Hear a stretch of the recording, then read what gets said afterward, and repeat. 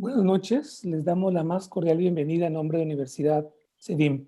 Mi nombre es Miguel Fuentes, director de la carrera de Diseño Gráfico y Mercadotecnia Estratégica. Y me acompaña también Héctor Dávila, coordinador de la carrera. Es un verdadero placer tener a Fernanda Kramer el día de hoy, donde nos compartirá un análisis sobre los cambios de escenarios que ha generado este 2020 para las personas y sobre todo para las marcas. Fernanda es de Porto Alegre, Brasil.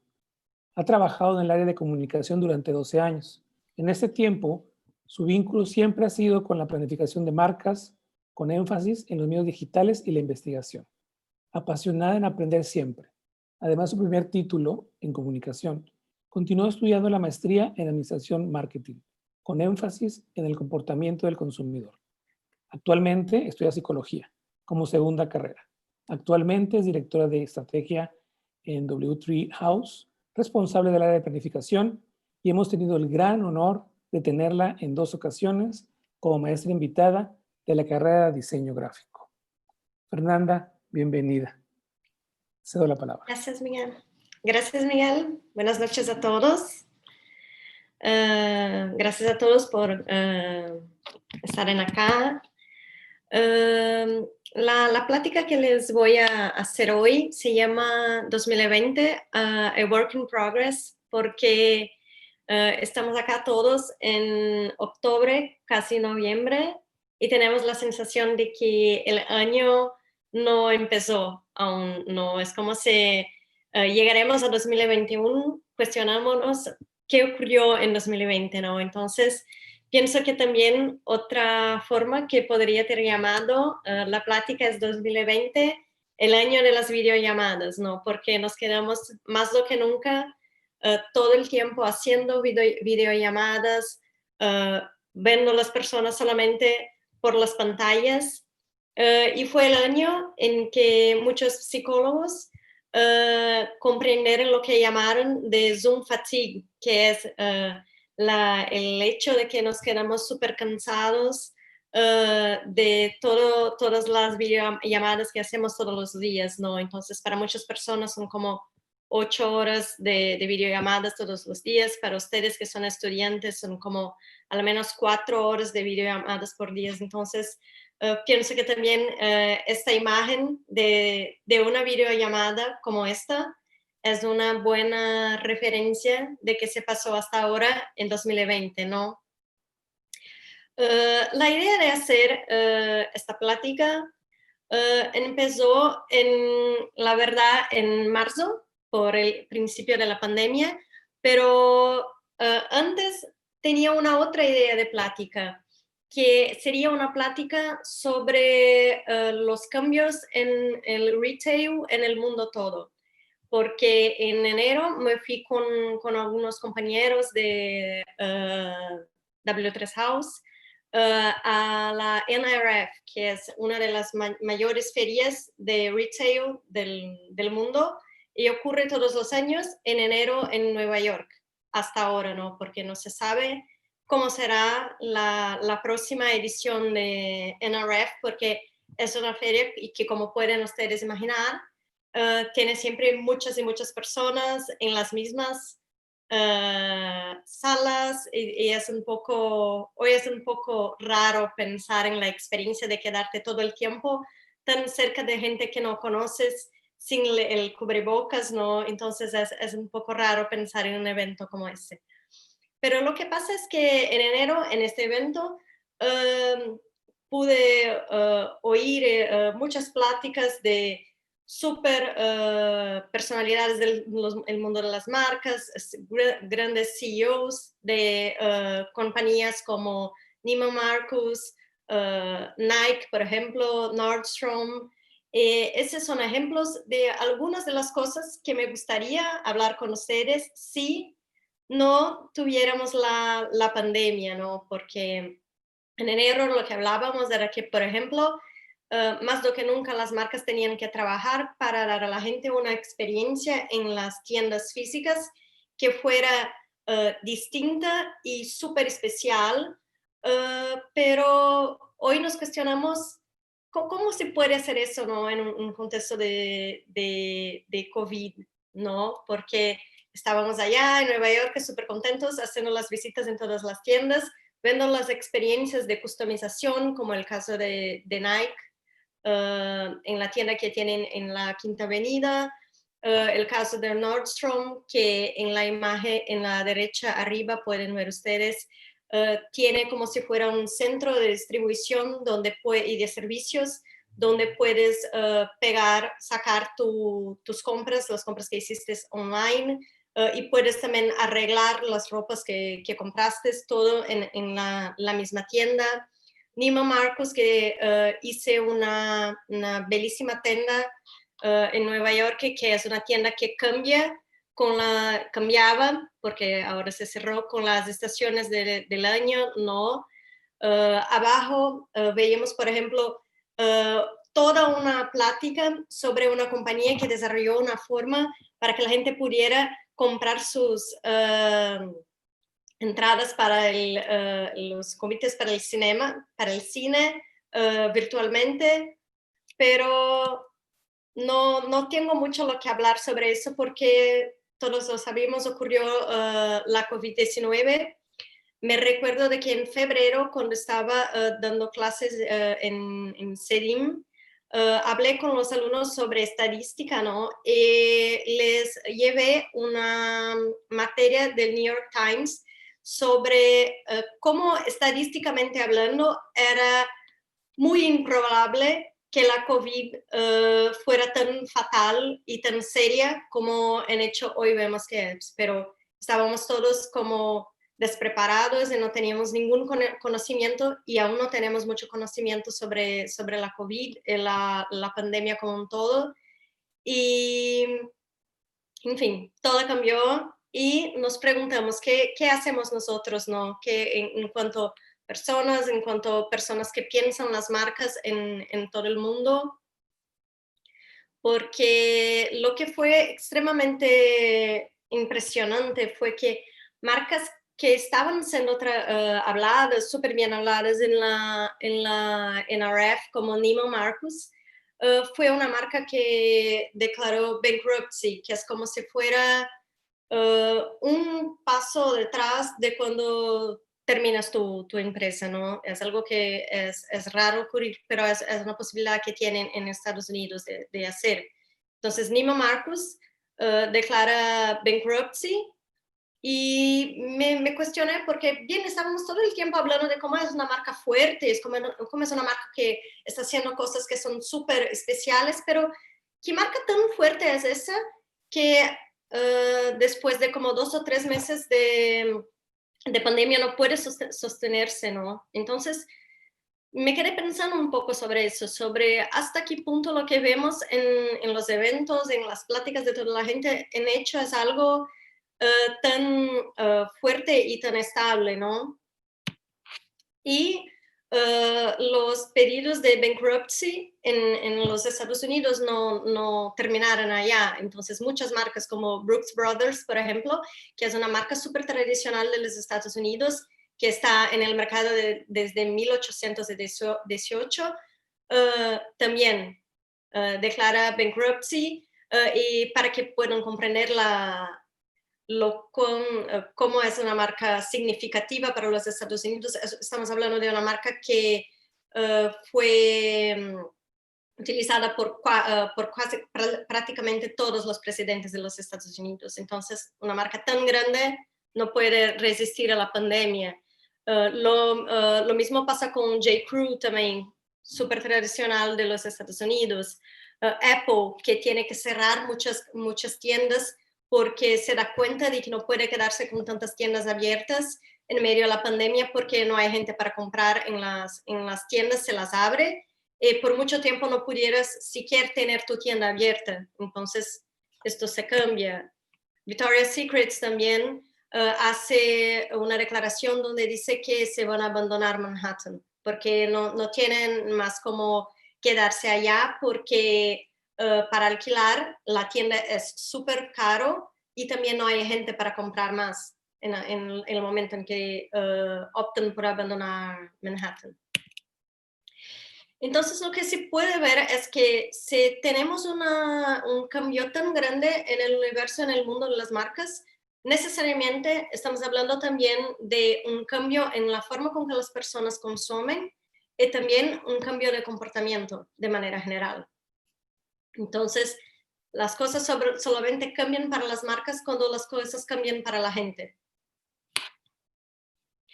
En una encuesta que fue hecha por una empresa que se llama Ketchum Consultancy, descubrieron que en los Estados Unidos 45% de los consumidores dicen tener cambiado sus preferencias sobre las marcas durante la pandemia, casi mitad, y 62% esperan que sus preferencias sobre las marcas tengan cambiado permanentemente antes de la pandemia acabar. Entonces, al mismo tiempo que tenemos acá algo que es sí negativo para muchas marcas, porque piensan que qué será de las marcas que no son más las marcas que la gente prefiere después de la pandemia y hoy, en el medio de la pandemia, pero al mismo tiempo tenemos como una gran oportunidad de pensar cómo tu marca puede en hecho ser útil para las personas en medio de la pandemia, ¿no?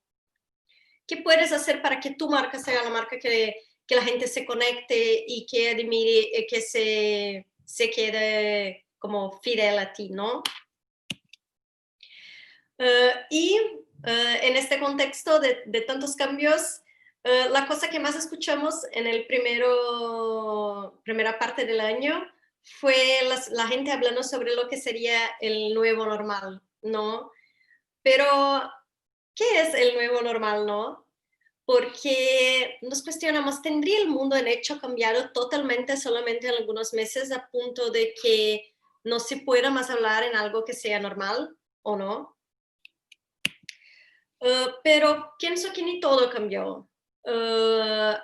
La realidad es que al mismo tiempo que muchas compañías no sobrevivieron a la pandemia,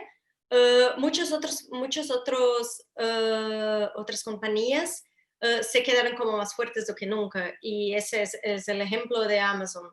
Amazon como tiene hoy el doble de la ganancia que tenía en el principio de la pandemia. Entonces, ni todo cambia, ¿no? Porque lo que pasa es que sí, muchas compañías que estaban yendo relativamente bien cerraron sus negocios en el medio de la COVID-19, pero también se puede hablar que Amazon era una compañía que ya estaba siendo mucho hablada como la compañía que más crecería a lo largo de los años y este crecimiento solamente ganó como una velocidad mayor de lo que tenía antes, ¿cierto? De manera general, pienso que lo que ocurre después de la COVID-19 es que tenemos con las situaciones en general en el mundo de las marcas dos destinos. Entonces, tuvimos sí cambios, pero también tuvimos como una gran aceleración por otro lado. Entonces, me gustaría hablar con ustedes principalmente esos dos aspectos en diferentes, ¿cómo puedo decir?, manifestaciones, ¿vale? De comportamiento y del consumo de la gente y de cómo las marcas actúan en ese escenario, porque con las marcas sería el mismo. Entonces, pienso que hay lo que ya se puede llamar como los reflejos llave de la pandemia, ¿no? El primer sería el hecho de que nos quedamos todos en algún momento desde marzo yendo a Google cuestionarlo cuándo es el fin de la pandemia, ¿no? De la pandemia. Porque en hecho hay un momento que, bien, sabes que Google no tiene las respuestas para todo, pero es lo más cerca que tenemos de eso, ¿no? Entonces vamos a hacer esta investigación, pero como pueden ver, pasan los meses y la gente se queda como más desanimada y ni eso mismo pregunta más tanto. Pero en forma general, aparte del chiste, tenemos dos reflejos llave, pienso. El primer es la recesión financiera y el segundo es la digitalización. Cuando hablamos de digitalización, estamos hablando de una aceleración, y cuando estamos hablando de recesión financiera, estamos hablando de un cambio, ¿cierto? Y en primer lugar, comprender un poco más sobre lo que pasa en términos sobre la recesión financiera. Lo que hice acá para la presentación fue pensar un poco y traer datos que sean como globales, pero también los traigo datos que son de Brasil, que es de donde soy, de donde habito y de donde trabajo, y los puse también al lado para comparación datos de México, para que se pueda ver cómo hay cosas que sí son muy similares entre los dos países, pero también sí hay cosas que en hecho son diferentes. Sobre la recesión financiera, lo que pasa es que, según el Banco Mundial, estamos probablemente ingresando en la peor recesión desde la Segunda Guerra Mundial. Entonces, no es algo pequeño, no es algo que se pueda pensar que va a terminar luego, porque en hecho hay análisis que dicen que la recesión tendrá como 5 años en el mínimo de duración. Entonces, son 5 años, no es poco tiempo, ¿no? Y sí, estamos hablando de un cambio tan grande. Necesitamos pensar cómo las marcas contestan a eso, que no es más como hasta el final de este año, ¿no? Estamos hablando en cambios de comportamiento que se van a quedar a lo largo de los años, ¿no? Y cuando hablamos de México, no estamos hablando de nada que no sea tan diferente, ¿no? La recesión económica acá también súper fuerte, y en Brasil estamos hablando de la misma cosa. En Brasil hay hoy analistas que hablan que tendremos como un crecimiento a partir del último trimestre del año, pero no sé, como les diré más a frente, tengo un poco de miedo de los profetas, de que tienen incertidumbre sobre todo, ¿no? Pero lo que ocurre es que lo que podemos hablar es que hoy vemos cosas que no eran vistas desde la Segunda Guerra Mundial, y estas cosas volvieron a ocurrir. Una de ellas, por ejemplo, es el hecho de que muchas de las personas que habitaban en grandes ciudades del mundo, como por ejemplo Nueva York, están habitando ahora en los suburbios. Entonces la gente hace como si fuera un éxodo para ciudades que son como menores. Y eso es algo, por ejemplo, que no se veía desde la Segunda Guerra Mundial. Entonces la gente está repensando los lugares que habitan y cómo sus casas son, ¿no? Antes del principio de la plática estaba hablando con Miguel, y Miguel estaba hablando que la gente está siempre haciendo construcciones cerca de su casa. Héctor dice lo mismo. Y eso es, por ejemplo, uno de los reflexos de la COVID-19 en nuestra vida, ¿no? Entonces, estamos habitando nuestras casas de una manera que es distinta. Pero lo que es fundamental acá es que, como estamos lidiando con algo que no ocurriera desde la Segunda Guerra Mundial, estamos tratando con algo que para nosotros, para nuestra generación, es desconocido. Y cuando estamos lidiando con algo desconocido, actuamos por proximidad. O sea, no tengo las respuestas para las cosas que veo ocurrir hoy y los problemas que necesito resolver para el próximo año, para este mes. Entonces empiezo a actuar por proximidad. Pero lo que ocurre es que en la literatura científica, sea de la psicología, de la medicina, de muchas otras áreas, incluyo la administración, que es la área que estudio, no tiene las respuestas para todo, ¿no? Entonces, estamos construyendo esas respuestas día tras día. En la América Latina, en Latinoamérica, perdón, en especial, los cambios en el escenario económico mundial hicieron con que la desigualdad social que existe en Latinoamérica, por ejemplo, se queda más profundada y más expuesta. Entonces, las personas que no tenían buenas condiciones, buenos niveles socioeconómicos, se quedaron en situaciones más graves aún, ¿no? Entonces, esto que ocurre en México ocurre también en Brasil. Entonces, empezamos la crisis del COVID-19 con mucha gente desempleada. En México hablan de 2 millones de personas, ¿no? En Brasil aún más, y esto se queda cada vez más grave conforme los meses van pasando, ¿no? Entonces, México siguió después en junio perdiendo más empleos, pero ahora ya hay analistas que dicen que está como teniendo como si fuera una recuperación, ¿no? La tasa de desempleo pudiera estar como bajando.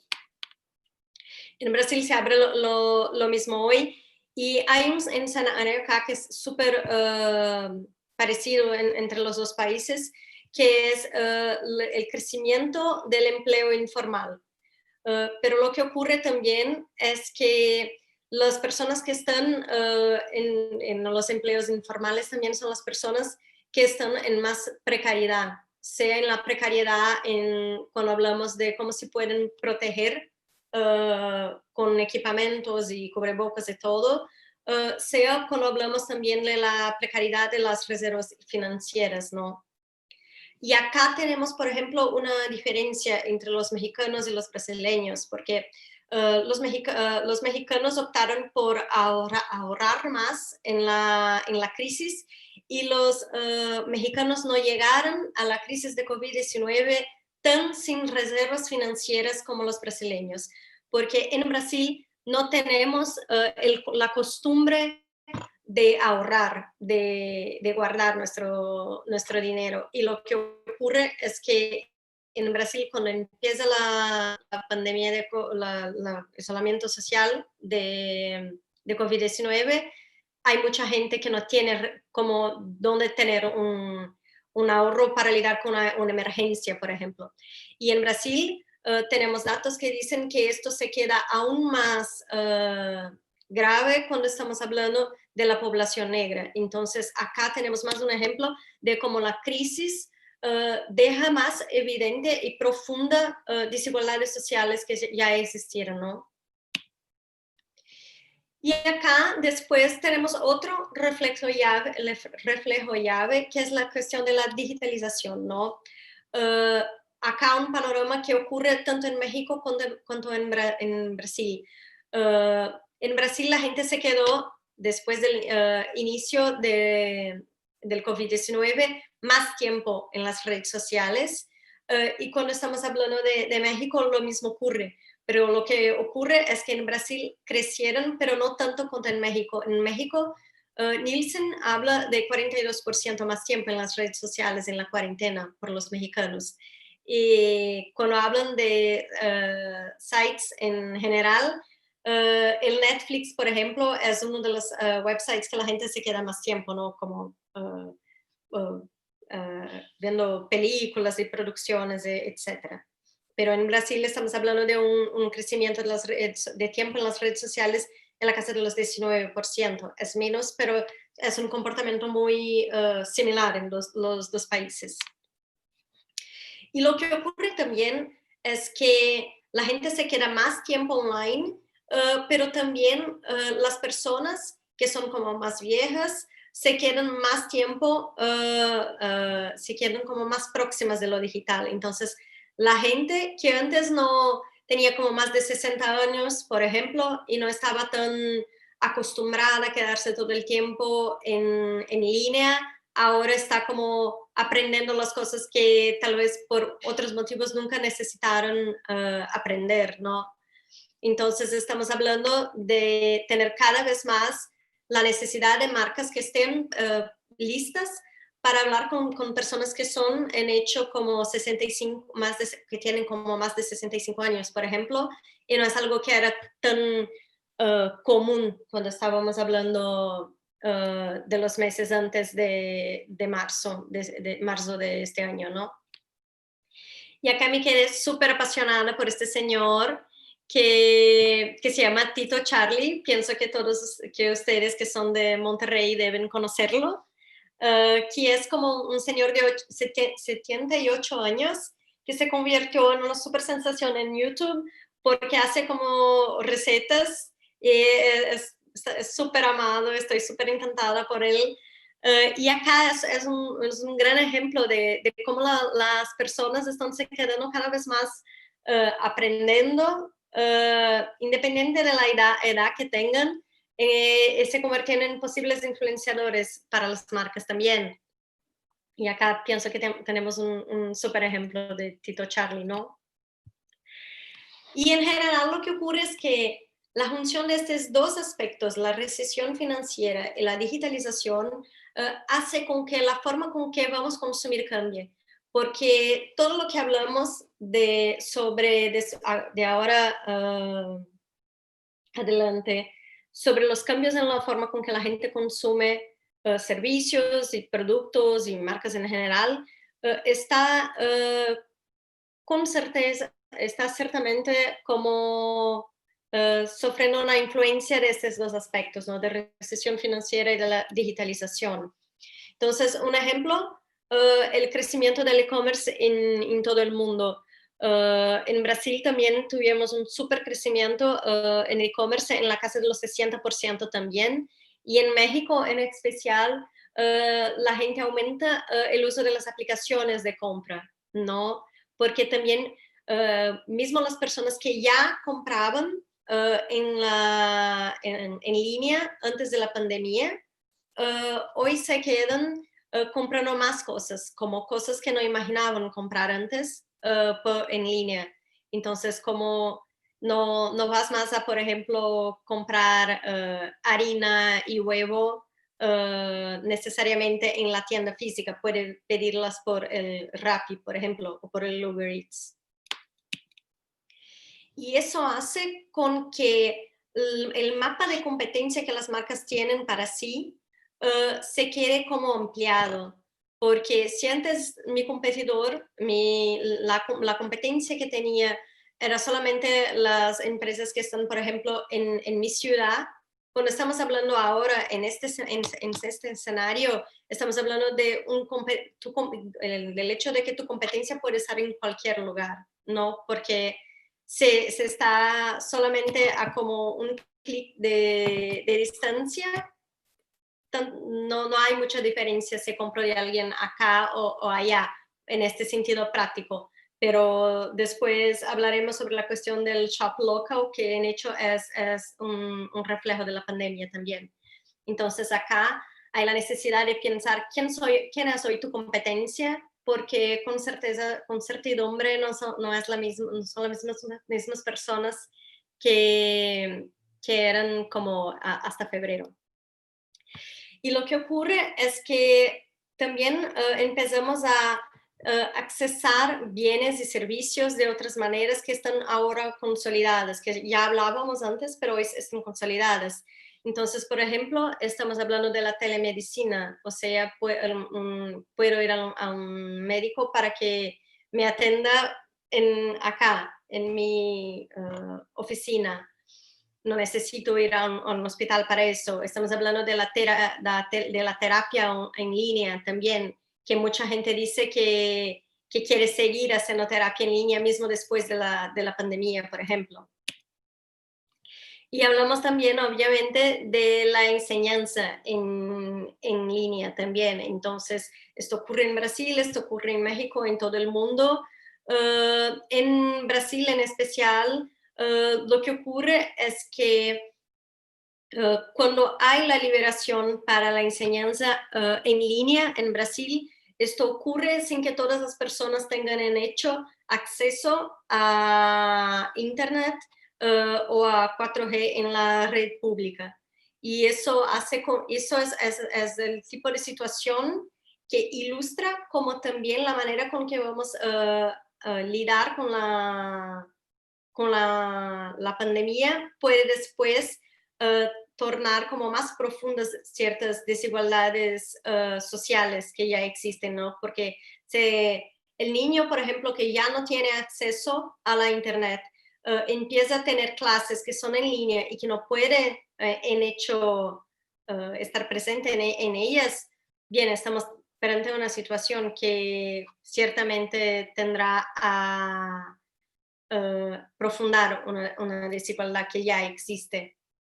Pero en México no puedo hablar sobre esta situación, eso solo puedo hablar sobre Brasil porque conozco más los datos, ¿no?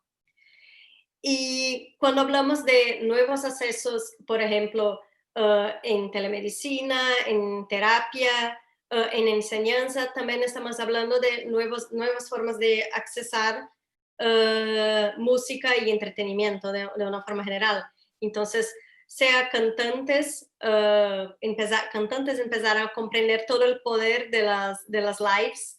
Acá realizo como un sueño personal de poner Fito Páez, que es mi cantante favorito, en un slide, en una presentación, que hice también una maravillosa live en el principio de mayo, creo.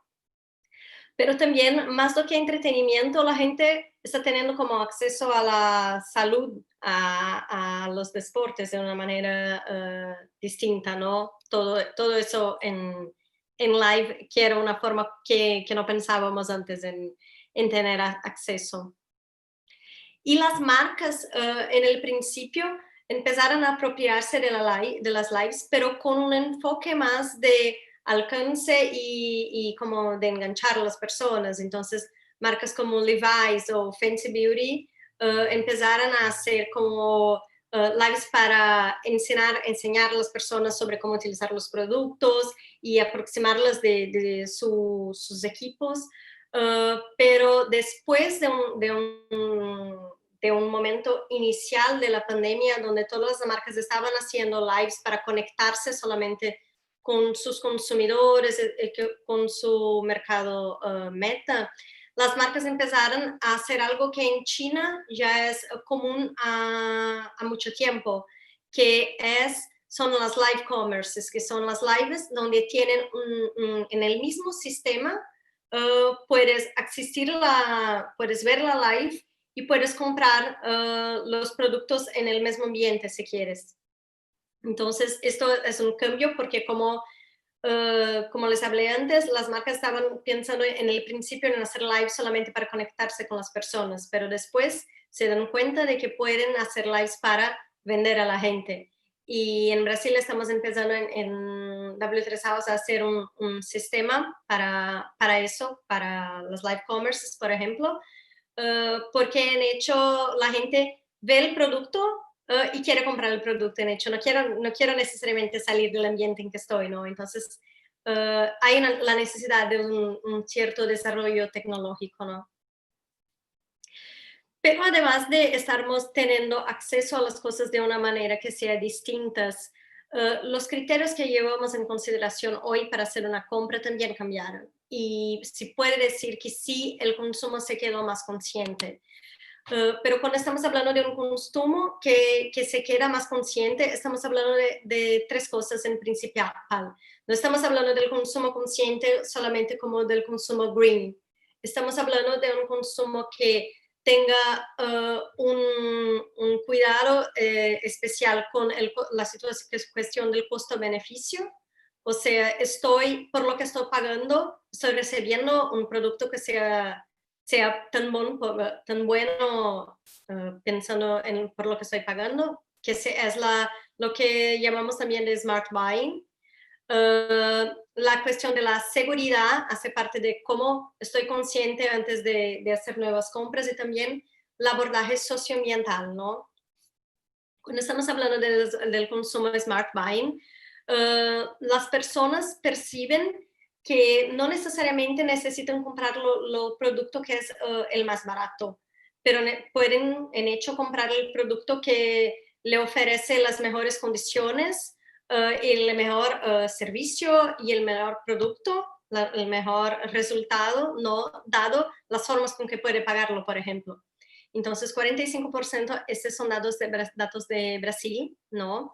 45% de los brasileños dicen que las empresas y marcas deben ofrecer flexibilidad en las formas de pago para los consumidores. Entonces, necesito que comprendas la situación en que estoy en un mercado de recesión, no tengo tantos ingresos como tenía antes y espero que tu marca me dé condiciones distintas para hacer el pago, ¿no? Y cuando estamos hablando de Smart Buying, hay acá un crecimiento especial en las marcas privadas, por ejemplo. Esto ocurre en Brasil y esto ocurre en México también. Entonces, las marcas privadas, las marcas propias de las cadenas de autoservicios, de las farmacias, por ejemplo, son las marcas que están teniendo como un crecimiento bastante significativo, por ejemplo.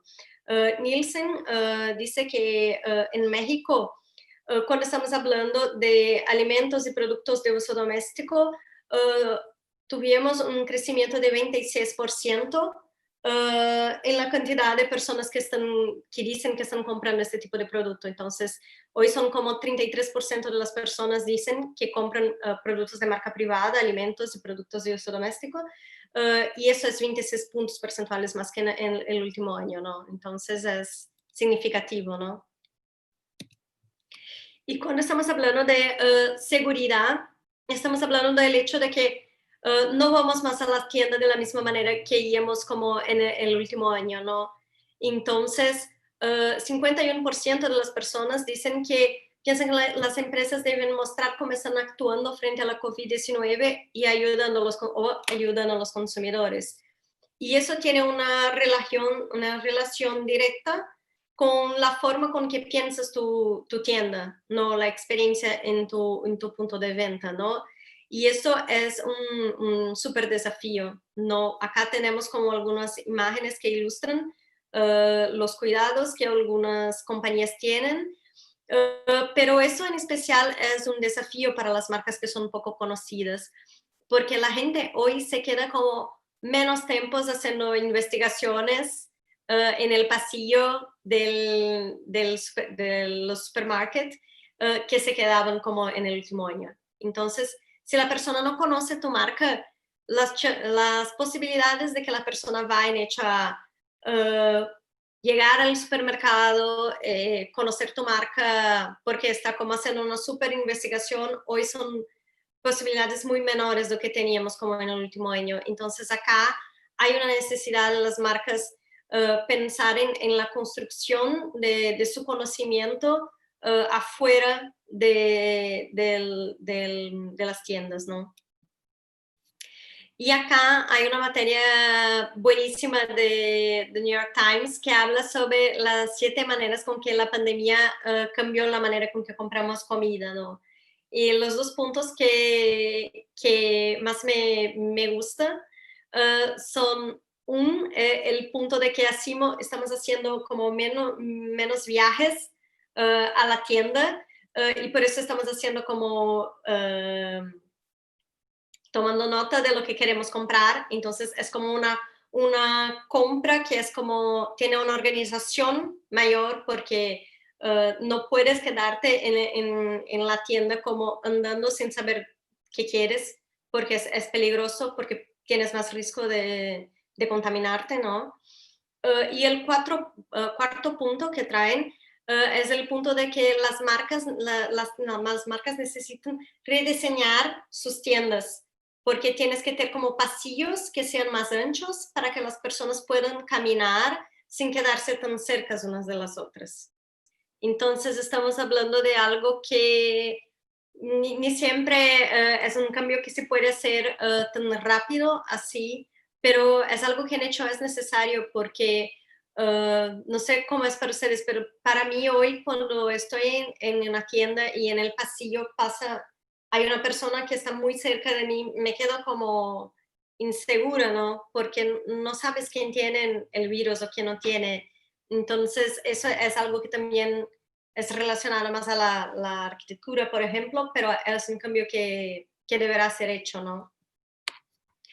Y el tercer pilar es el pilar socioambiental, ¿no? Entonces acá estamos hablando un poco más cerca de lo que llamamos siempre del consumo green. Entonces, 43% de las personas dicen que las empresas y marcas deben anunciar cuáles son las informaciones prácticas y dicas que pueden ayudar a las personas a actuar en la situación del COVID-19. Y 65% de las personas dice que en la pandemia pasaron a consumir marcas que se posicionaron positivamente. Y lo que pasa es que marcas que dicen que tienen un propósito están teniendo su comprometimiento con su propósito testados. Entonces, si dices que en hechos es una empresa que es consumer-centric, bien, quiero que me demuestre en hecho que es consumer-centric. ¿Qué estás haciendo por mí en el medio del COVID-19? ¿Estás flexibilizando algo o no? Entonces, lo que ocurre también es que al mismo tiempo en que la gente cuestiona el propósito, el cuánto las grandes marcas están en hecho cumpliendo con lo que decían, las personas también están cada vez más intentando comprar del local, de los pequeños, ¿no? En México el gobierno pidió a la gente que comprase de los pequeños comercios cercanos y en Brasil el gobierno no nos pidió eso, pero espontáneamente de ese 7% de los brasileños empezaron a consumir de pequeñas tiendas para ayudar. Y en Brasil acá estamos como desarrollando muchas aplicaciones, por ejemplo, para que las personas puedan hacer búsquedas para descubrir cuáles son las pequeñas tiendas que tienes en la cercanía de tu casa y así pueda ayudarlos. Entonces es un mercado que gana también mucha fuerza.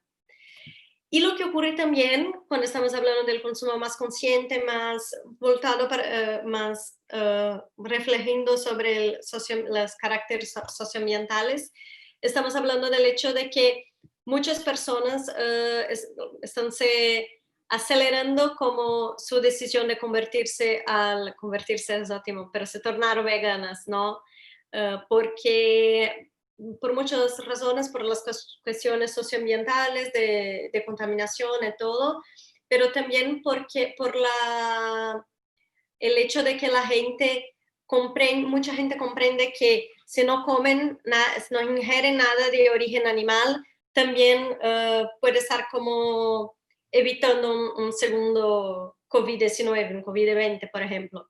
Entonces, esta también era una tendencia que ya teníamos presente, la cuestión de vegan, pero en el medio de la pandemia también se queda como acelerada. Y una grande parte de las personas ya comprenden que todos esos cambios que están ocurriendo ahora en la manera que compran son cambios que pueden quedarse, conozco. Entonces, en los Estados Unidos, 63% de las personas ya dicen que harán más investigaciones de precio antes de decidir comprar, que 46% mantendrán el hábito de comprar online cuando la pandemia acabar y 34% pretenden disminuir sus idas a las tiendas físicas después de la pandemia. Entonces, no es algo que cuando tendremos la vacuna y todo se quiere, entre aspas, nuevo normal, esto es algo que será parte del nuevo normal. El hecho de que, bien, mucho más compras en línea de lo que teníamos antes, tal vez un cuidado mayor con los precios y la historia de las marcas antes de tomarnos decisiones, ¿no? Y la forma con que las ciudades también son estructuradas deben cambiar. Entonces, hay el World Economic Forum dice que hay la necesidad de cada vez más planear las ciudades de una manera que la gente necesite de menos como tiempo de transporte para desde el trabajo para su casa, por ejemplo, y que tenga la posibilidad de utilizar otros medios de transporte, como por ejemplo la bicicleta, que en Brasil, por ejemplo, en los últimos años solamente se queda como un poco más valorada, pero no es algo que los gobiernos hace años trabajan para eso, ¿no? Y otro punto crucial acá es que, bien, en el principio hablábamos de cómo la gente está volviendo a habitar los suburbios y eso tiene una consecuencia, porque si tiene una marca que está vendiendo, por ejemplo, en línea, necesita tener una logística que tenga una cobertura eficiente de áreas que no sean las capitales. Entonces, si tu consumidor está viviendo en una ciudad menor, por ejemplo, o más alejado del centro de la ciudad, tienes una capacidad logística para atenderlo. Entonces, es otro punto que se queda. Y acá les traigo lo que estamos llamando como 3 miopías centrales que escuchamos muchas veces la gente hablar sobre el escenario hoy COVID-19 y que pensamos que no es tan claro así, ¿no? Entonces, la primera miopía sería el hecho de que la gente dice que la pandemia afecta negativamente todos los mercados. Y eso no es verdad, porque se puede ver que tenemos muchas empresas y en especial empresas que están conectadas a la tecnología, crecieron en el medio a la crisis. Entonces acá tenemos la lista de las empresas que más crecieron, como Amazon, Microsoft, Apple, Tesla. Entonces estamos hablando de compañías que son de tecnología y que ya estaban en cierta manera conectadas con productos que empezaron a ser aún más utilizados en este contexto, ¿no? Entonces Amazon, por ejemplo, porque es la referencia máxima de e-commerce para muchas personas. Microsoft porque tiene los sistemas que estamos utilizando, Apple también y así para adelante. Y también, además de estas compañías más conectadas a tecnología, tenemos otras categorías también que se destacaron en el nuevo contexto. Entonces, uno de los puntos es la cuestión de la comida a domicilio, que también está conectada sí a tecnología, porque gran parte de las personas hacen sus pedidos como por sus aplicaciones. Pero la comida por domicilio también tuvo un crecimiento súper significativo. Entonces, estamos hablando acá de 62%, por ejemplo. Entonces, es algo bastante fuerte, ¿no? Y también estamos hablando de otros productos que están más conectados a lo que hacemos dentro de casa y también a los cuidados que debemos tener en relación a la contaminación por COVID-19. Entonces, como limpiadores líquidos y cubrebocas, pero también estamos hablando de cosas que en hecho son cosas más prácticas, ¿no? Que tienes como que tener en tu casa si tienes hambre y quieres cenar y no quieres tener un gran trabajo, ¿no? Como por ejemplo atún enlatado, frijol no procesado, puré y caldo de tomate, frijoles procesados. Entonces, hay desde cosas que necesitas hacer un poco más de trabajo para cocinar, desde cosas que sean más prácticas. Porque en general la gente empezó también en Brasil específicamente a cocinar más en casa. El plato que más creció el consumo en casa para los brasileños fue los sándwiches. Entonces, porque la gente está como poniendo lo que tiene entre dos panes y se van a trabajar en sus mesas, la gente que está en casa, ¿no? Y eso hace también un cambio en la forma con que las personas adquirían, por ejemplo, móviles para sus casas. Entonces, hoy tienes la posibilidad de hacer de alquilar, por ejemplo, una silla, si quieres, para quedarte como más cómodo, para que puedas trabajar. Puedes hacerlo si no quieres comprar una. Y también hay la posibilidad de comprar, obviamente, estas cosas, porque también todo el mercado que en Brasil específicamente, que está conectado a cambios dentro de tu casa o a construcciones o a pequeños como reparos internos en tu habitación, están como súper en crecimiento, porque la gente está teniendo más que nunca un súper cuidado con su habitación. El segundo punto, la segunda miopía que escuchamos muchos es que, bien, tenemos que repensar todo lo que estamos haciendo porque los consumidores están en home office. Pero esto es algo que tanto para Brasil como para México es algo cuestionable porque en Brasil, por ejemplo, en julio solamente 10% de la población brasileña ocupada estuviera en home office. Era súper común escucharnos que tenemos que pensar toda la estrategia de contenido y de comunicación de las marcas porque todos están en home office, pero esto no es una verdad. Los que tienen la posibilidad de tener el teletrabajo son pocas personas y son personas privilegiadas también. Puedo ver que el mismo escenario también ocurre en México, ¿no? Que solamente entre 20 a 23% de los trabajadores mexicanos pueden trabajar desde sus hogares. En México, así como en Brasil, esto está conectado también a lo cuánto de educación la persona tiene. Entonces, personas que tienen más educación, que tienen, por ejemplo, educación universitaria, tienen más posibilidad de trabajar en home office. Entonces, en Brasil hay incluyo gráficos que nos muestran una correlación entre cuanto más estudio tienes, cuanto más estudiaste, si tienes una universidad, estudio universitario o posgrado, tienes más posibilidad de estar trabajando desde tu hogar.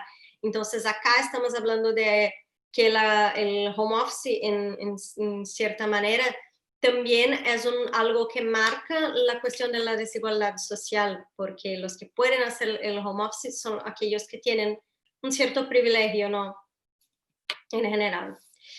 Y el tercer punto es la idea de que necesitamos hacer como una gran planificación para prepararnos para el nuevo normal a largo plazo.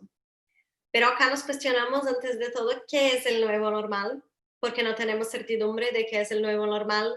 El propio periodo de la pandemia que estamos viviendo ahora es un poco raro, ¿no? Porque la manera con que estamos viviéndola hoy es muy distinta de la manera con que estábamos viviendo la misma situación en marzo, en abril, por ejemplo. Entonces, ¿cuáles son las posibilidades que tenemos de pensar a largo plazo?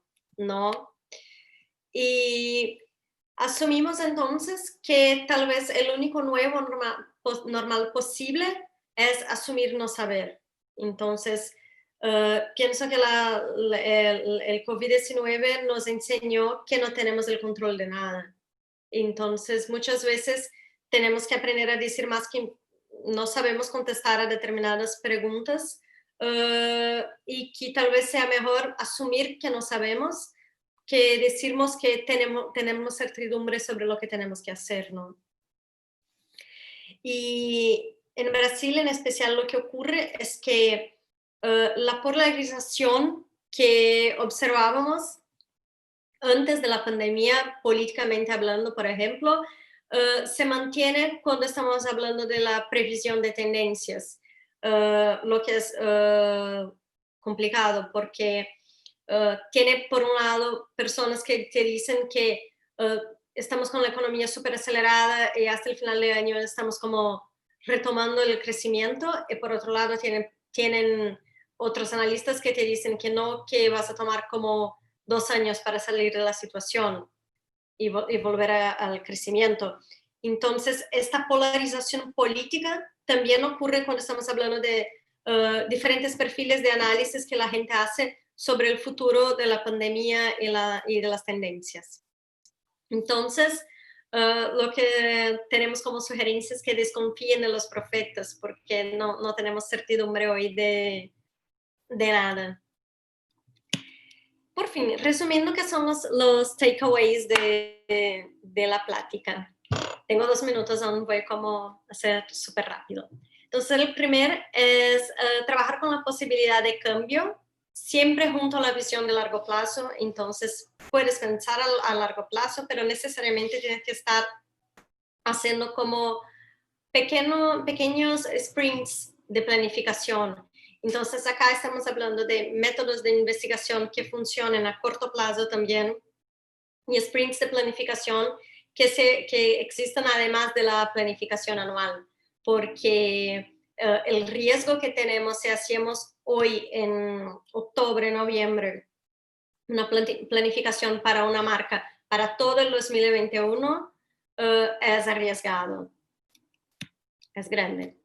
El segundo es el foco en formas de acceso digital, UX, la facilidad de utilización y digitalización se convirtieron en cosas que son más importantes que nunca para las marcas. y tenemos que cuestionarnos si soy una marca, ¿cómo voy a mostrar y vender mi producto en la distancia? Porque tal vez la distancia se quede por bastante tiempo y si no tengo una forma de acceso que sea sencilla y si no tengo, no estoy dando a mis consumidores una forma de utilización que sea muy fácil, la competencia tal vez esté haciendo eso, ¿no?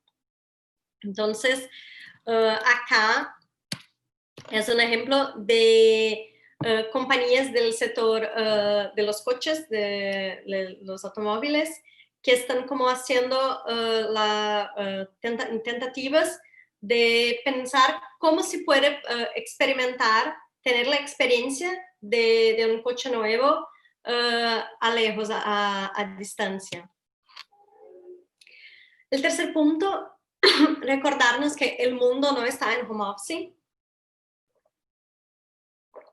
O sea, hay más personas, tanto en Brasil como en México, que no están en home office. Y que, bien, ¿qué tu marca puede hacer para ser útil para las personas que están trabajando fuera de casa en medio de la pandemia?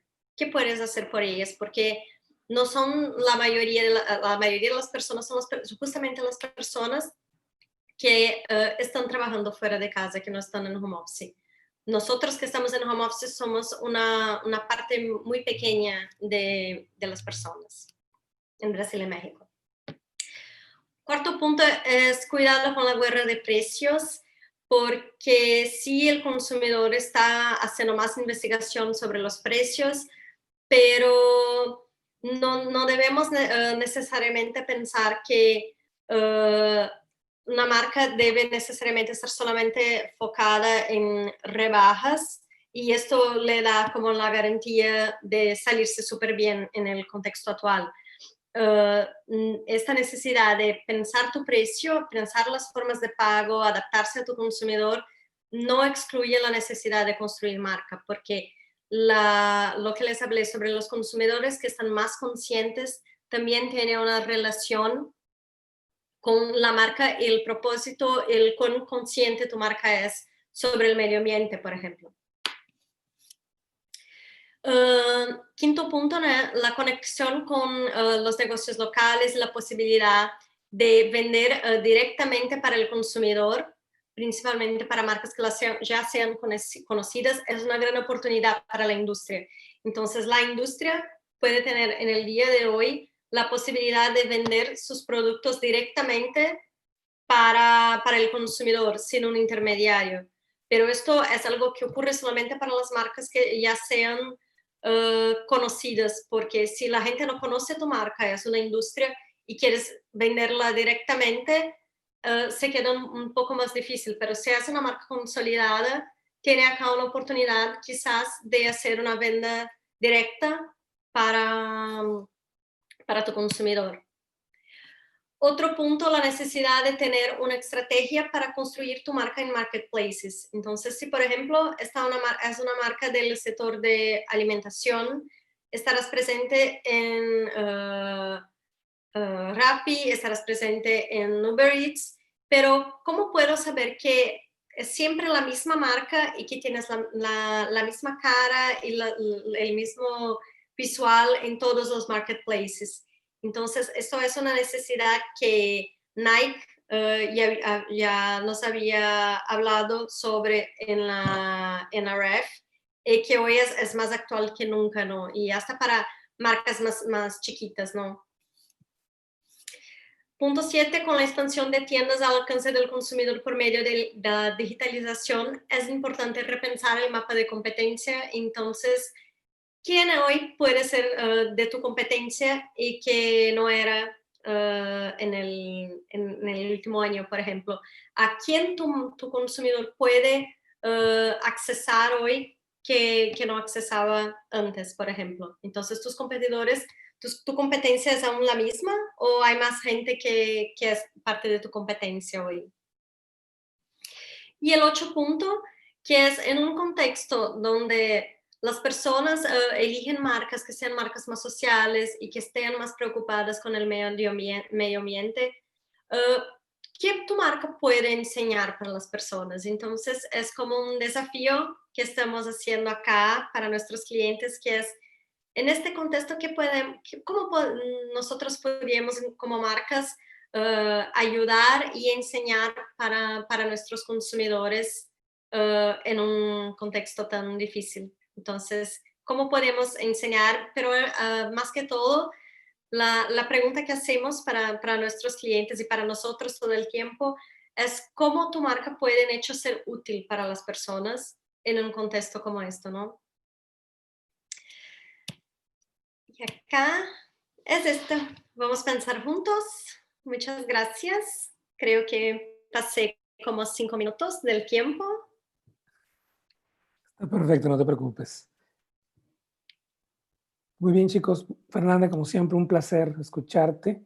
Si tienen alguna pregunta, duda, como les comenté, ustedes ya saben, en preguntas y respuestas son tan amables.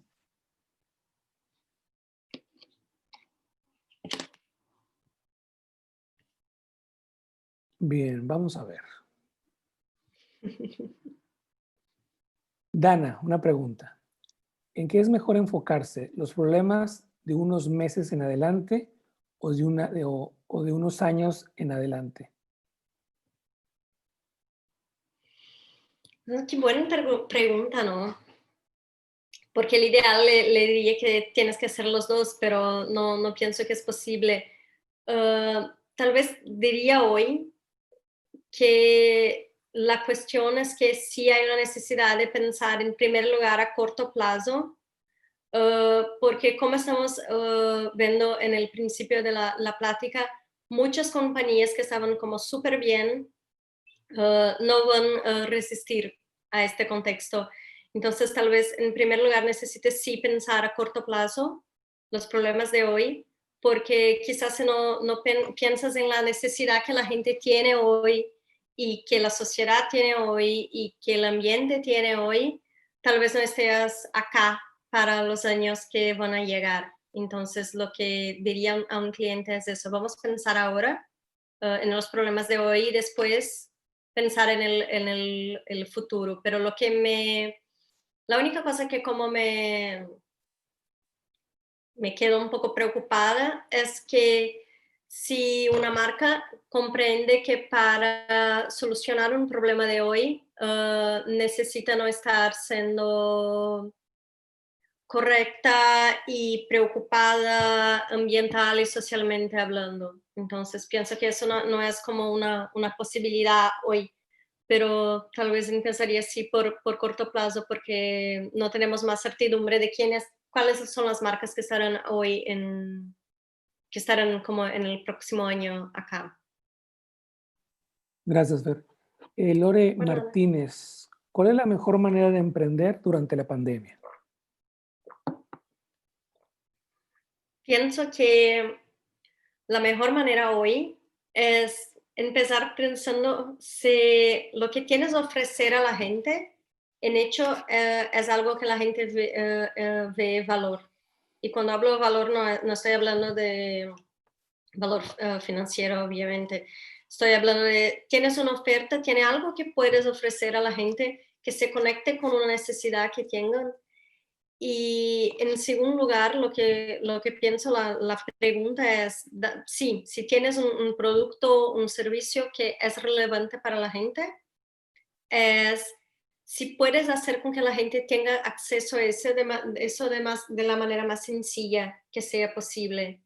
Porque puedes tener un gran producto y tener un prototipo perfecto y un producto súper raro y ambientalmente correcto y socialmente preocupado, pero si no haces con que la gente tenga un acceso muy sencillo a lo que estás ofreciendo, puede desconectarse y no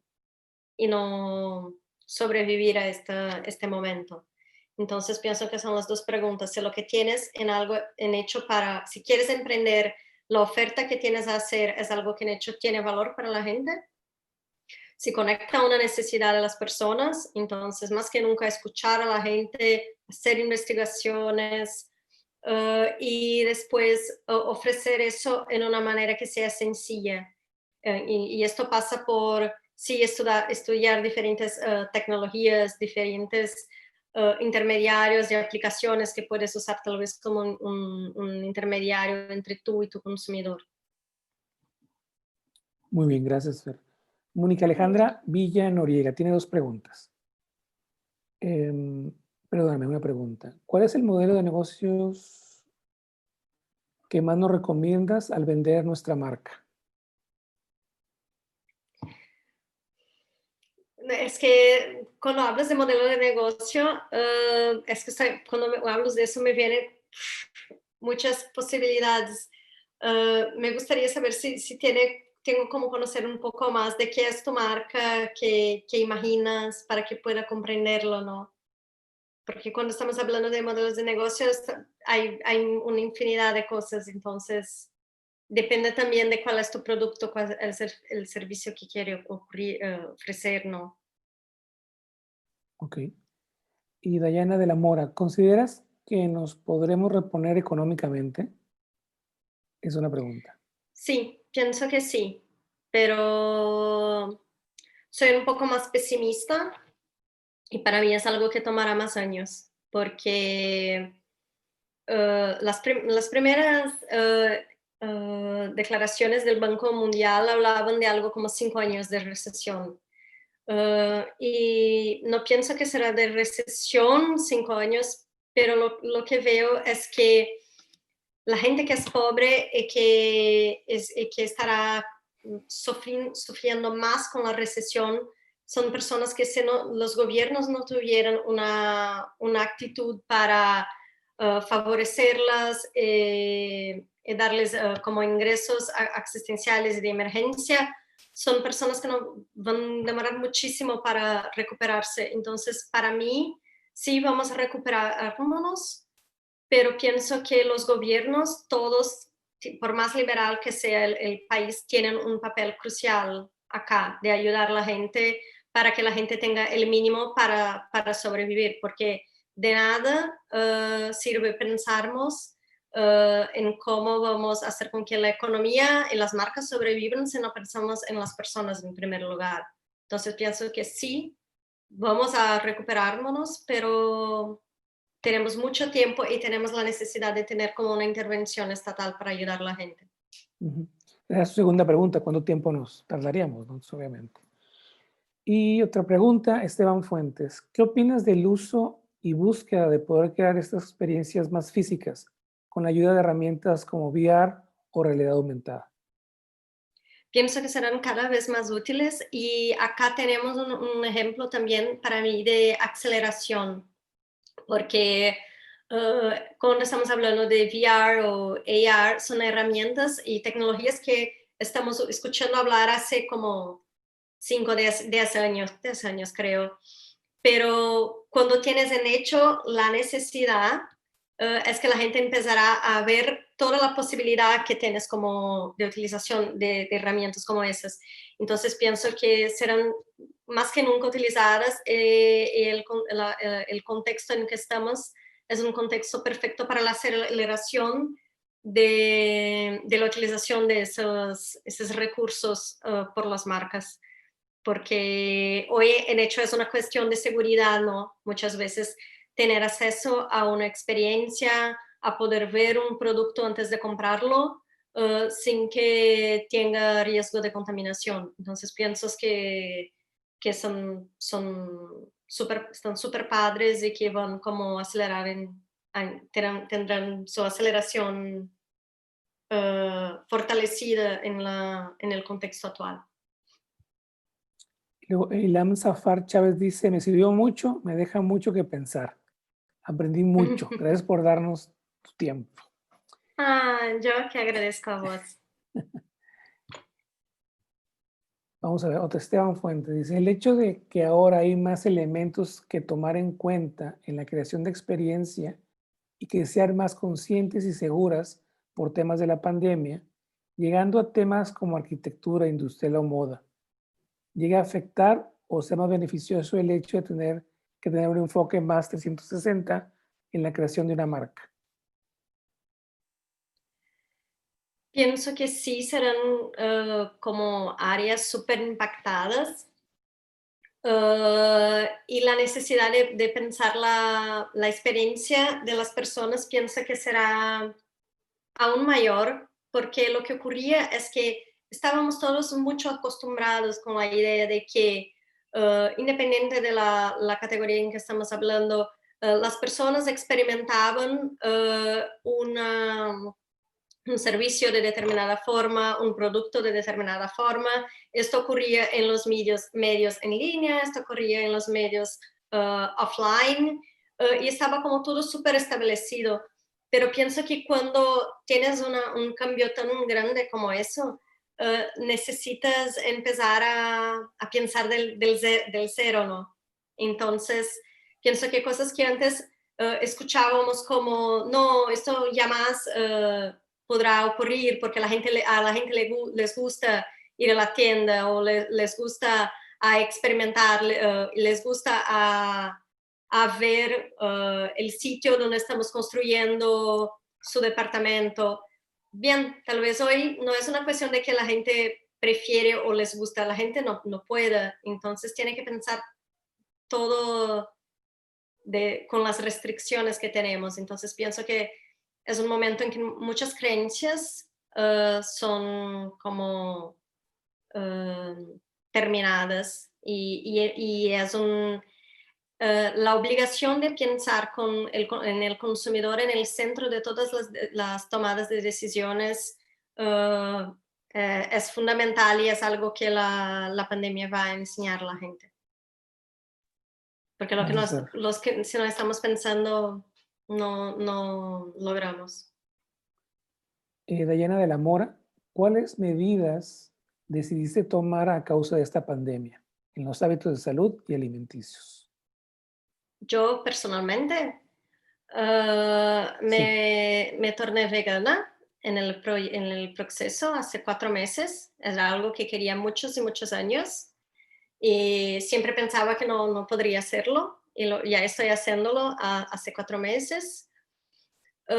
Estoy andando mucho más de bicicleta, no el coche solamente cuando tengo que ir a algún cliente que sea más lejos.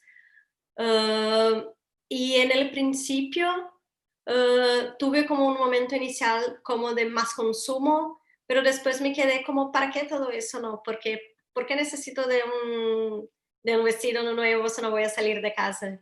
Y pienso que es algo que hace sentido porque quedámonos mucho más tiempo mirando para adentro y pienso que eso es positivo porque la forma con la cual vas a elegir una marca tiene que ver con eso también y muchas veces mirar adentro es una forma de tomar decisiones que sean eh, más significativas también porque y también otro punto es que cuando aprendes que no puedes hacer algunos planes a tan largo plazo como de viajes, que era una cosa que me gusta muchísimo hacer, pero hoy no puedo tanto hacerlos, pasas a ver como otras cosas en tu día que pueden ser fuentes de alegría y de otras cosas. Entonces, pienso que hay un cambio. Y empecé a hacer más ejercicios físicos también, deportes en casa mismo y andando de bicicleta de cubrebocas en la calle. Y otro dato importante es que cuando miro a mis comportamientos puedo ver los gráficos y los datos porque esto es un reflejo de algunas de las cosas que les dice hoy. Entonces también hay más gente haciendo ejercicios en la pandemia que había antes. Entonces es una cosa, hay más gente que es vegana, las personas están se quedando más conscientes y pensando más antes de comprar. Entonces, soy como un reflejo de las estadísticas. gracias. Y Lore Martínez pregunta algo parecido, pero aquí dice, ¿qué has hecho para mantenerte activa durante la pandemia y seguir produciendo trabajo de calidad cuando hay? Ella está más como en el trabajo, ¿no? Sí. Pienso que lo que fue súper importante fue, en primer lugar, la preocupación de la agencia en que trabajo con sus funcionarios de permitirnos a todos trabajarnos en home office. Entonces, esto para mí fue súper importante, pero en el principio se quedó un poco raro, ¿no? Porque no tenemos lo costumbre de trabajar como solos en nuestras habitaciones. Y para mí una cosa súper importante para seguir produciendo fue seguir hablando con las personas todo el tiempo. Y muchas veces no necesitas tener como, para hablar con tus compañeros necesita de 1 hora. Muchas veces algo como, mándasle un WhatsApp como, puedo hablar contigo y hablas como en 5 minutos, porque es algo que hacíamos en la agencia, en la oficina. Mires a la persona que está en tu lado, hablas con ella y eso se pierde. Y pienso que eso también es algo que hace con que si pueda producir menos, porque en los contactos que tiene diario con la gente aprendes mucho. Entonces, una de las cosas que hice fue normalizar los video calls de como 5 minutos para hablar de cualquier cosa. Me quedé también bastante conectada con mi equipo, entonces hablar más con las personas todos los días individualmente, preguntar cómo están, porque es algo súper importante, y no solamente en el contexto del trabajo, si el trabajo está bien, pero si la persona está bien. Esto fue súper importante. Y no, pienso que lo más importante para quedarme productiva y haciendo un buen trabajo fue seguir siempre cerca de las personas, mismo que lejos. Entonces, mismo que no vea a mis compañeros de la oficina, estoy hablando con ellos todo el tiempo, o por WhatsApp, o por Google Meet, o por chat. Entonces, todo el tiempo no perdí nunca el contacto con las personas, y pienso que para que se mantenga haciendo un buen trabajo tienes que estar conectado con las personas, aún más si estamos hablando de algo como publicidad, por ejemplo, que es algo que tiene una conexión directa con las personas. Entonces, no me quedé lejos de las personas. Y también tenemos muchas veces que aceptar que hay días en que no estás produciendo tanto como en otros. Y hay días como que, bien, son como 5 horas, trabajé lo que debería trabajar, pero podría seguir a las 7, pero no, voy a salir, voy a andar de bicicleta, después regreso y si tengo que hacer algo, lo hago. Pero aceptar que hay días en que no necesitas, no tienes como producir tanto. Y si te quedas como obligándote a producir tanto, es más improductivo porque sales como más cansada de eso, ¿no? Entonces pienso que es hablar con la gente y aceptar cuando hay días que no tienen la posibilidad de seguir produciendo.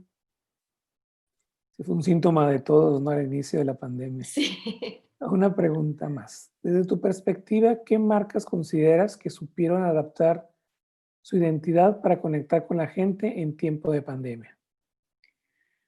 Déjame ver. Es que la marca que me viene a cabeza, la principal, se llama Magazine Luiza, es una marca brasileña y es una marca que hizo un trabajo buenísimo porque en el principio de la pandemia hicieron una super donación financiera para la salud de las personas, para los cuidados de la salud con personas enfermas de COVID. Y es una marca que, por ejemplo, hace la donación, al mismo tiempo es una marca que es un marketplace, entonces ponen como muchos productos de alimentación, por ejemplo, que no imaginabas antes consumirlos en e-commerce, porque íbamos a la tienda a comprarlo. Entonces, hacen un cambio también en su mix de producto para las personas. Entonces, pienso, esta marca para mí es un ejemplo porque sabe contestar del punto de vista social, pero también es una marca que sabe contestar del punto de vista de lo que las personas necesitan. Déjame ver si recuérdome de alguna otra marca que sea también más. Pienso que algunas marcas en Brasil que hay también allá que actuaron súper mal en el contexto de pandemia fueron Rappi, Uber Eats, porque no comprendieron que necesitaban remunerar mejor a los trabajadores que hacen las entregas en la casa de las personas. Entonces, pienso que fueron marcas que sufrieron la consecuencia de su mala comprensión sobre la situación, porque la opinión pública en Brasil en especial se volvió como contra Rappi y Uber Eats porque las marcas no estaban remunerando a las personas de una manera que sea adecuada, aún más en un contexto en que todos nosotros dependíamos de estos trabajadores para tener las cosas en nuestras casas. Entonces, me viene a la cabeza dos marcas que actuaron súper mal en la pandemia, pero como contrapunto, no sé si tienen en México, pero tenemos en Brasil otra marca de esas que se llama iFood, que es la marca que hice la cosa de una manera un poco más correcta, porque remunera mejor a sus trabajadores. Entonces, son diferentes maneras de actuar con la situación. Y otra marca que pienso que hizo un trabajo súper interesante en el principio de la pandemia fue Google, que liberó a la gente el acceso hasta 100 personas del Google Meet, que era un recurso que tenía solamente para los que pagaban la herramienta. Y Google hizo la liberación hasta 100 personas por videollamada en el principio de la pandemia para las personas que estaban trabajando en home office. Y para mí esto fue súper una marca que no dice, pero que hice algo, ¿no? Entonces, tengo muchas críticas a Google, a sus políticas con relación a los datos de la gente, pero esto pienso que fue una decisión acertada. Para mí fue súper significativa. Perfecto, pues muchas gracias, Fernanda, por tu Perfecto. tiempo, compartir como siempre. Y bueno, agradecer a toda la audiencia que nos acompañó.